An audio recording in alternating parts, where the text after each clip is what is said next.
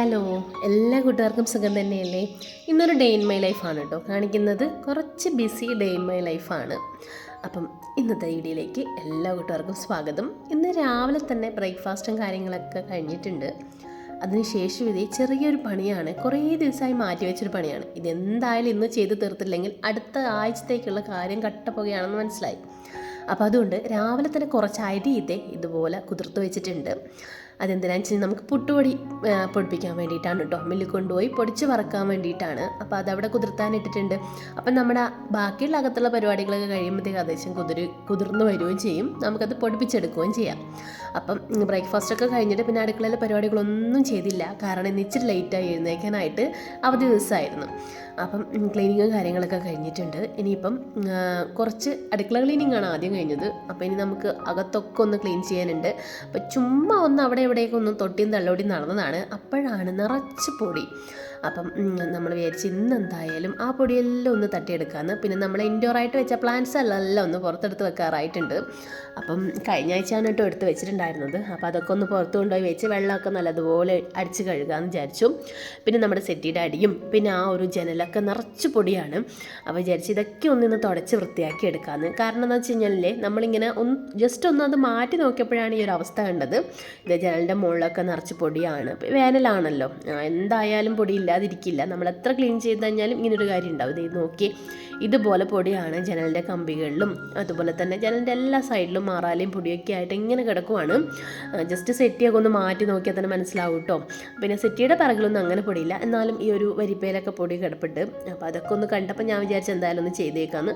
പിന്നെ മെയിനായിട്ടുള്ള പ്രശ്നം ഈ അലർജിയാണ് കേട്ടോ. പൊടി തട്ടിക്കഴിഞ്ഞാൽ അപ്പം തുമ്മാൻ തുടങ്ങും. അതുകൊണ്ടാണ് ചെറിയൊരു മടി ഇതൊക്കെ ചെയ്യാനായിട്ട്. എന്നാലും കുഴപ്പമില്ല, എന്തായാലും നമ്മളത് ചെയ്യണമല്ലോ, ചെയ്യാതിരിക്കാൻ പറ്റത്തില്ലല്ലോ. അപ്പോൾ വിചാരിച്ചൊന്ന് വേഗം ക്ലീൻ ചെയ്തെടുക്കുക, ഒരു ക്വിക്ക് ക്ലീനിങ് എന്ന് പറയാം. ഞാനപ്പോൾ ഒന്ന് വേഗം എല്ലാം ഒന്ന് തുടച്ചെടുത്തിട്ടുണ്ട്.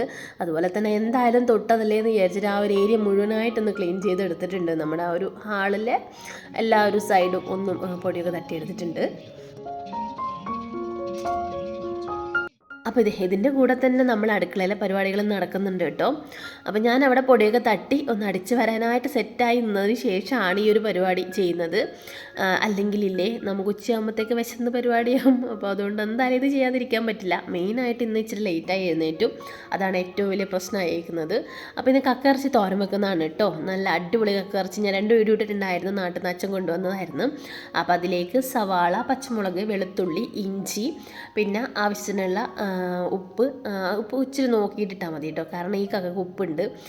പിന്നെ നമ്മൾ തേങ്ങ എല്ലാം കൂടിയിട്ട് മഞ്ഞൾപ്പൊടി, മുളക് പൊടിയും ഇച്ചിരി കുരുമുളക് പൊടി ഇട്ടിട്ട് നല്ലതുപോലെ ഒന്ന് നമ്മുടെ കൈ വെച്ചൊന്ന് ഞെരടിയെടുത്ത് കടുകിലേക്ക് ഇട്ട് കൊടുക്കുക. എന്നിട്ട് ഇങ്ങനെ ഡ്രൈ ആക്കി എടുക്കുക.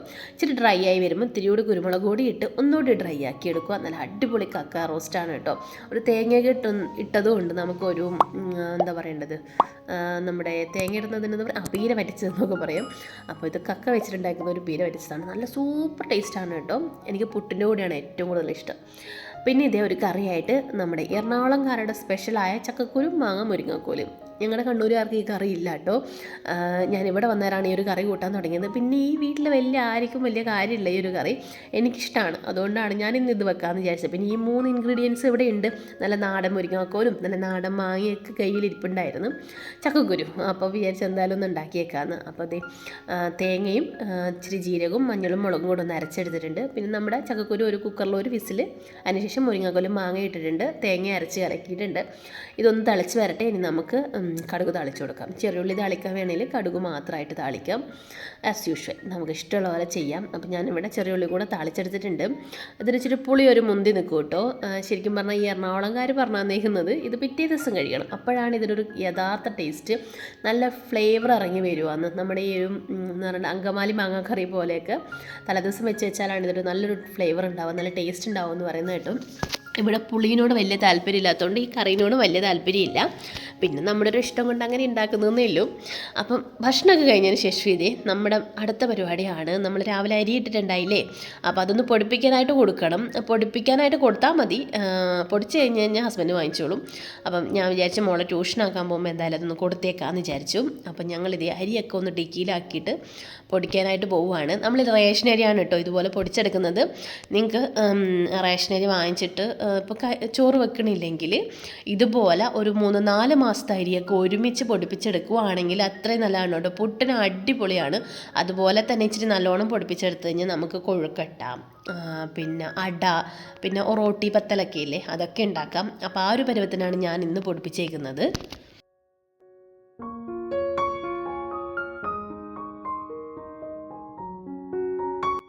അപ്പോൾ അരിയൊക്കെ അവിടെ കൊടുത്തേച്ച് പോകുന്നു കേട്ടോ. ഇനി ഇതേ നമ്മുടെ വൈകുന്നേരത്തെ ജോലികളാണ്. വൈകുന്നേരം ആകുമ്പോൾ ഇല്ലേ, ഒരു 6 മണി കഴിഞ്ഞാലാണ് എനിക്ക് മുറ്റത്തോട്ട് ഇറങ്ങാൻ പറ്റുള്ളൂ. നല്ല അടിപൊളി വെയിലാണ്, സൂര്യാസ്തമയം നല്ല അടിപൊളി കാണാൻ പറ്റും.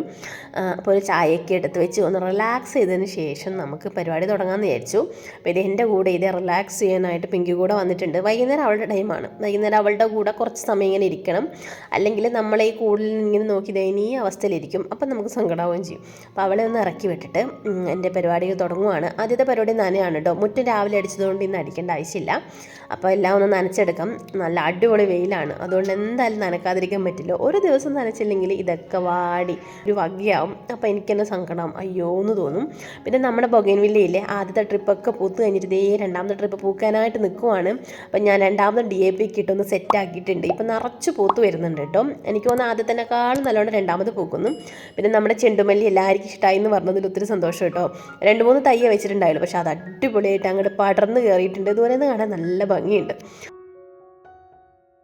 ഇനി ഇതേ നമ്മുടെ മണിമുല്ല ഇതുപോലെ അങ്ങ് പടർന്ന് കയറിയിട്ടുണ്ട് കേട്ടോ. കാണാനായിട്ട് നല്ല രസമുണ്ട്. നമ്മൾ ഈ മണി പ്ലാന്റൊക്കെ കയറ്റി വിടുന്ന പോലെ ഞാനങ്ങ് കയറ്റി വിട്ടിട്ടുണ്ട്. ഇത് എവിടെ ചെന്ന് എത്തുമെന്ന് എനിക്ക് ഒരു ഐഡിയ ഇല്ല. എന്തായാലും അങ്ങ് പടർന്ന് കയറട്ടെ എന്ന് വിചാരിച്ചു. പിന്നെ ശംഖുപുഷ്പം ഒത്തിരി പൂത്തിട്ടുണ്ട് കേട്ടോ. രണ്ടാമത് ഞാൻ പ്രൂൺ ചെയ്ത് വിട്ടപ്പോൾ ഇപ്പോൾ ഇതേ നിറയെ പൂക്കാനായിട്ട് തുടങ്ങി. പിന്നെ ഇച്ചിരി വളവും കൊടുത്തിട്ടുണ്ടായിരുന്നു. ഡബിൾ ശംഖുപുഷ്പമാണ് കേട്ടോ. എൻ്റെ അടുത്ത് ഒത്തിരി വിത്തുകളൊക്കെ ഇരിപ്പുണ്ട്. നമുക്ക് അധികം ആൾക്കാരും നമ്മൾ ചാനലിലൊക്കെ ചോദിച്ചിട്ടുണ്ടായിരുന്നു ഇതിൻ്റെ വിത്ത് കിട്ടുമെന്ന്. ഒത്തിരി വിത്തുകളുണ്ട് കേട്ടോ എൻ്റെ കയ്യിൽ. ഇവിടെ അടുത്തില്ല ആരെങ്കിലൊക്കെ ആണെങ്കിൽ ഞാൻ തരാം. പിന്നെ നമുക്കിത് മോർണിംഗ് ഡ്രിങ്ക് ഉണ്ടാക്കാനായിട്ട് ഒന്ന് നമുക്ക് നടന്നത് വെച്ച് ഉണക്കിയിട്ടോ അല്ലെങ്കിൽ എയർ ഫ്രയറിൽ വെച്ചിട്ട് ഒന്ന് ഡ്രൈ ആക്കി എടുക്കുകയും ചെയ്യാം. അപ്പോൾ ഞാൻ കുറച്ച് വെയിലത്ത് വെച്ചിട്ട് ഉണക്കിയിട്ട് ഫ്രീസറിൽ വെച്ചിട്ടുണ്ട്. നമുക്കൊന്ന് എയർ ഫ്രയറിൽ വെച്ചിട്ട് പരീക്ഷണമാണ് കേട്ടോ. ഞാനിത് ചെയ്തപ്പം ആദ്യം വലിയ കുഴപ്പമുണ്ടായില്ല, പക്ഷേ അതിൻ്റെ കളർ അങ്ങോട്ട് മാറിപ്പോകുന്ന പോലെ തോന്നി എനിക്ക്. നമ്മളീ ഒരു കരിഞ്ഞ പരുവമില്ലേ, ഈ ഒരു നീല കളറങ്ങ് മാറിയിട്ട് എൻ്റെ സൈഡൊക്കെ ഒന്ന് കരിഞ്ഞ പോലെ ആയി വരുന്നുണ്ട്. അല്ലാതെ കുഴപ്പമില്ല, നമുക്ക് മോർണിംഗ് ഡ്രിങ്ക് ഉണ്ടാക്കുന്നതിനൊന്നും കുഴപ്പമില്ല. അപ്പം നിറച്ചുണ്ടാകുന്നുണ്ട്. ഇപ്പം എനിക്കാണെങ്കിൽ കളയാനോട്ട് തോന്നുന്നില്ല. ദിവസം ഇങ്ങനെ വാടി വാടി പോവുകയാണല്ലോ. അപ്പം ഞാനിതേ കുറച്ച് 2 ദിവസത്തെ 3 ദിവസത്തെയൊക്കെ ഇതുപോലെ പറിച്ചിട്ട് എയർ ഫ്രയറിൽ ഇട്ട് ഒന്ന് ഡ്രൈ ആക്കി വെക്കും. പിന്നെ വൈകുന്നേരം ആയപ്പം നമ്മുടെ ഇവിടെ അമ്പലത്തിൽ ഉത്സവമാണ് കേട്ടോ. അപ്പോൾ ഇവിടെ പറയെടുക്കുന്നുണ്ടായിരുന്നു. അപ്പം ഞാൻ ചുമ്മാ അങ്ങോട്ട് പോയതാണ്. അപ്പോൾ അവിടെ പോയി ഒന്ന് പറയൊക്കെ എടുത്തതിന് ശേഷം വൈകുന്നേരം ആകുമ്പോൾ അമ്പലത്തിലും കൂടെ പോയിട്ടുണ്ടായിരുന്നു. ഞങ്ങളുടെ നാട്ടിലിപ്പം നിറച്ചും തെയ്യവും തെറയൊക്കെ നടന്നുകൊണ്ടിരിക്കുവാണ്. ശരിക്കും പറഞ്ഞാൽ അതൊക്കെ നല്ലതുപോലെ മിസ് ചെയ്യുന്നുണ്ട്. എന്നാലും ഇവിടെയുള്ള ഉത്സവങ്ങളൊക്കെ മാക്സിമം ആസ്വദിക്കാൻ ശ്രമിക്കുന്നുണ്ട് കേട്ടോ. ഇവിടുത്തെ ഏറ്റവും വലിയ ഉത്സവമാണ് ഇപ്പം നടന്നുകൊണ്ടിരിക്കുന്നത്. അപ്പോൾ അവിടുന്ന് പറയൊക്കെ നിറച്ച് തിരിച്ച് വീട്ടിലോട്ട് പോയി കുട്ടികളെയൊക്കെ കൂട്ടിയിട്ട് അമ്പലത്തിലോട്ട് പോയിട്ടോ. ഇവിടുത്തെ വലിയൊരു ഉത്സവമാണ് കുംഭഭരണി. അപ്പോൾ കുംഭഭരണിയാണ് ഇപ്പോൾ നടക്കുന്നത്. അപ്പോൾ ഞങ്ങൾ എല്ലാ ദിവസവും പോവാറുണ്ട്. നല്ല അടിപൊളിയാണ് കേട്ടോ. ഗരുഡൻ തൂക്കമൊക്കെ ഉണ്ട്. ഞാൻ എൻ്റെ നാട്ടിൽ കാണാത്ത പല കാര്യങ്ങളും ഇവിടെ കണ്ടിട്ടുണ്ട്. ഞങ്ങളുടെ നാട്ടിൽ തെയ്യവും തിറയൊക്കെ ആണെങ്കിൽ ഇവിടെ തൂക്കമൊക്കെയാണ്. അപ്പം അതൊക്കെ കാണണം. അതൊക്കെ ഇനി വരുന്ന ദിവസങ്ങളിലാണ് കേട്ടോ. ഇപ്പോൾ 2 ദിവസം ആയുള്ളൂ ഉത്സവമൊക്കെ തുടങ്ങിയിട്ട്. നല്ല ഭംഗിയില്ലേ കാണാൻ. പിന്നെ നമ്മൾ മെയിനായിട്ട് അമ്പലപ്പറമ്പിലൊക്കെ പോയുള്ള നമ്മുടെ സ്ഥിരം പരിപാടികളാണല്ലോ ഇത്. ഈ ചന്തയൊക്കെ ഒന്ന് കണ്ട് ആസ്വദിക്കുക എന്നുള്ളത്, ഒന്നും വാങ്ങിച്ചില്ലെങ്കിലും എല്ലാം ഒന്ന് കാണുക എന്നുള്ളത് തന്നെ വലിയ കാര്യമാണ്. അപ്പോൾ കമ്മലുകൾ കണ്ടു കഴിഞ്ഞാൽ അവിടെ പിന്നെ ഞാൻ നാഗവല്ലിയാവും. ഏതെടുക്കണം എന്ന് തന്നെ അറിയില്ല. എന്തായാലും ഇന്നൊന്ന് കണ്ടതേ ഉള്ളൂട്ടോ, ഒന്നും വാങ്ങിച്ചൊന്നുമില്ല. പിന്നെ കുട്ടികളൊക്കെ കൂടി കുറച്ച് ഫുഡ് ഐറ്റംസ് ഒക്കെ എന്തായാലും കഴിക്കണമല്ലോ, ടേസ്റ്റ് ചെയ്യാതിരിക്കാൻ പറ്റില്ലല്ലോ. അപ്പോൾ ഇത് നമ്മളെല്ലാവരും കൂടി കുറച്ച് ആൾക്കാർ ഒന്നിച്ചാണ് കേട്ടോ പോയിട്ട്, അയൽപക്കക്കാരൊക്കെ കൂടിയിട്ട് എല്ലാവരും കൂടി ബജ്ജിയും അതുപോലത്തെ ഈ ചാട്ടും പിന്നെ ഐസ്ക്രീമും ഒക്കെ ആയിട്ട് എന്ന് പറയുന്നത് അതൊക്കെ ഒരു നോസ്റ്റുമാണല്ലേ. നമ്മൾ പോയിട്ട് ഇതൊക്കെ ആസ്വദിക്കാതിരുന്ന് കഴിഞ്ഞാൽ മോശമല്ലേ. അപ്പോൾ അതൊക്കെ കഴിച്ച് അങ്ങനെ അങ്ങോട്ട് സമയം പോയി. ഒരു ഏകദേശം ഇപ്പം എല്ലാ ദിവസവും 10 മണി 10:30 ആവും കേട്ടോ തിരിച്ച് വരാനായിട്ട്. ഇതൊക്കെയാണ് ഇന്നത്തെ വിശേഷങ്ങൾ എന്ന് പറയുന്നത് ഒരു ബിസി ഡേ ഇൻ മൈ ലൈഫാണ്. ഉത്സവവും അതുപോലെ തന്നെ വീട്ടിലെ കാര്യങ്ങളും ക്ലീനിങ്ങും കുക്കിങ്ങും ഒക്കെ ആയിട്ട് നമ്മുടെ ഒരു ഹൗസ് വൈഫിൻ്റെ ലൈഫ് എന്ന് തന്നെ പറയാം. അതാണ് ഇന്ന് നിങ്ങളുമായിട്ട് ഷെയർ ചെയ്യാനുള്ളത്. അപ്പോൾ വീഡിയോ ഇഷ്ടമാവുകയാണെങ്കിൽ നമ്മുടെ ചാനൽ തീർച്ചയായും സബ്സ്ക്രൈബ് ചെയ്ത് സപ്പോർട്ട് ചെയ്യണേ. പിന്നെ നിങ്ങളുടെ വിലയേറിയ കമൻറ്റ് താഴെ കമൻറ്റ് ബോക്സിൽ അറിയിക്കാനും മറക്കരുത്. അപ്പോൾ പുതിയൊരു വീഡിയോയുമായി വീണ്ടും കാണാം. Thanks for watching.